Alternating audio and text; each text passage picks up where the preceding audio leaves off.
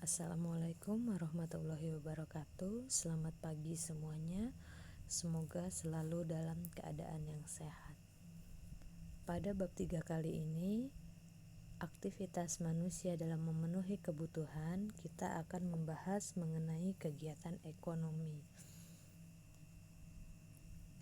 Nah, di sini kita akan mempelajari mengenai kegiatan ekonomi yang meliputi produksi, distribusi, konsumsi, permintaan, dan penawaran.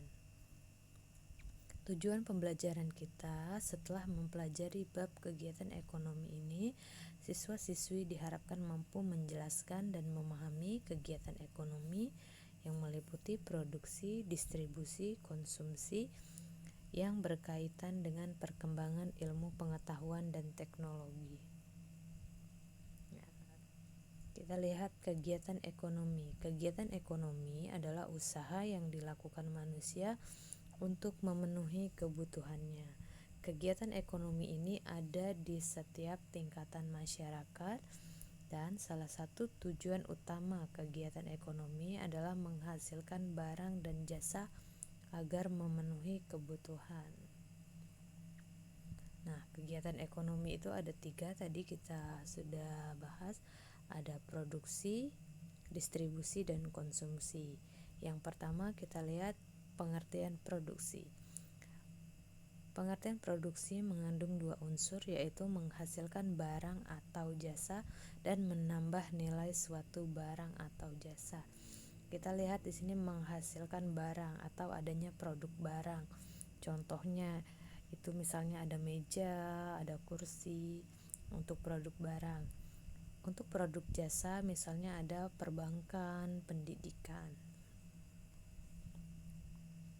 Nah, yang selanjutnya kita lihat untuk menambah nilai guna barang atau jasa. Jadi produsen untuk menambah nilai guna barang dengan melakukan perubahan-perubahan terhadap barang dan jasa agar lebih berguna.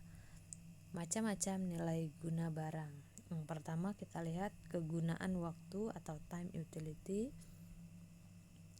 di mana di sini untuk nilai guna waktu yaitu nilai guna suatu barang akan bertambah apabila digunakan pada saat yang tepat waktunya. Misalnya jas hujan atau payung kita gunakan pada saat hujan.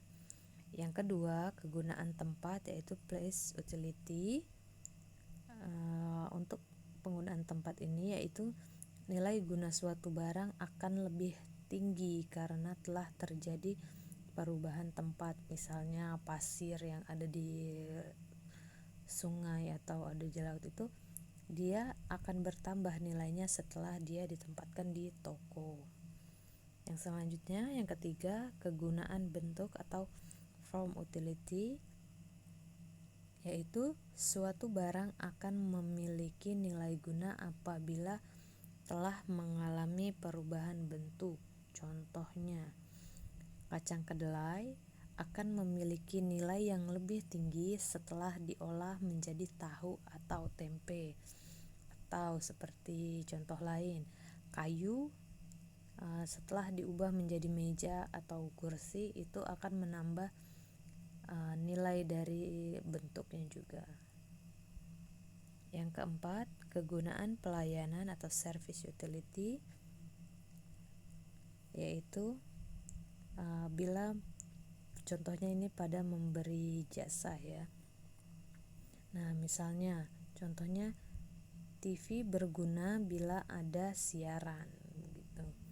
Yang kelima yaitu kegunaan hak milik atau ownership utility, yaitu nilai suatu barang akan bertambah apabila barang tersebut telah berpindah kepemilikannya. Misalnya sepatu di toko itu akan berguna setelah dibeli oleh pembeli. Selanjutnya kita lihat faktor-faktor produksi. Faktor-faktor produksi itu ada 4. Yang pertama sumber daya alam, yang kedua tenaga kerja, yang ketiga modal, dan yang keempat faktor kewirausahaan.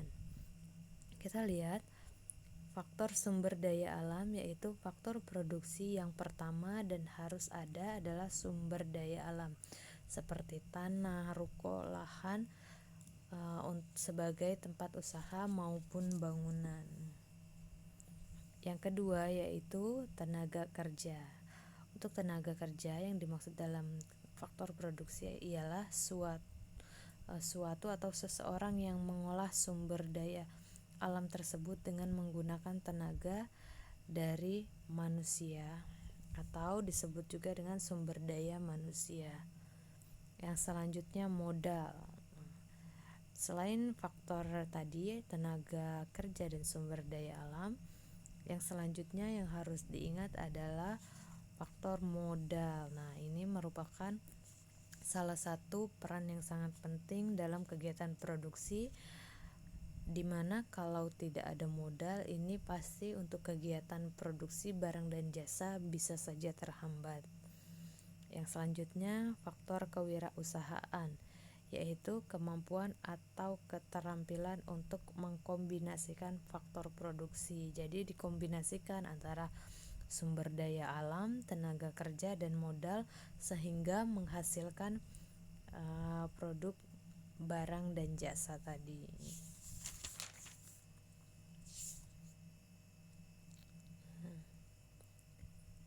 Nah, sekian pembahasan kita pada hari ini. Apabila ada pertanyaan bisa ditanyakan melalui pijar sekolah. Dan ini tugasnya silakan dikerjakan dan dikumpulkan di pijar sekolah. Terima kasih. Wassalamualaikum warahmatullahi wabarakatuh.